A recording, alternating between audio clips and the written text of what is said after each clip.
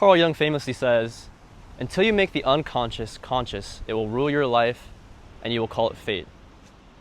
And as someone who's experimented with trying to switch their habits, switch how they think about things, I find this quote very fascinating because of the big process is first recognizing that it exists, right?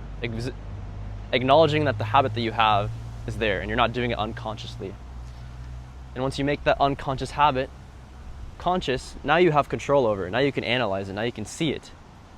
And so during this process, I've, for example, got into proper tongue posture.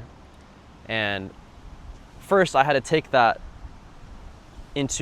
from the unconscious to the conscious, where I was constantly thinking about, okay, where's the position of my tongue? Am I in proper normal posture and also tongue posture? Because they're all interconnected, right? And after I established the pattern, okay, I know from muscle memory how it feels to have my tongue at the right place and my posture at the right place. Now I can take this consciousness that I have towards this habit that I'm trying to build, and I can return it back to its original state of being unconscious, where you first establish the pattern. And I feel like the end of this quote only tells the first part of the story, that in order to make the unconscious conscious and you establish the pattern, then you must turn the conscious that you turned from unconscious back to unconscious, so that you're not creating your own hell on earth from being overly aware of everything that's going on.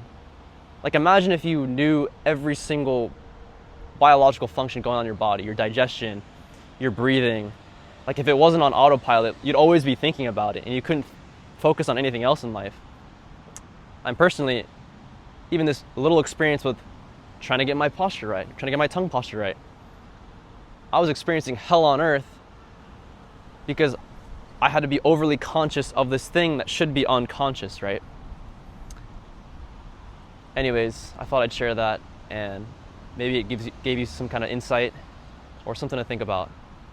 But this is Kai, signing off. Peace.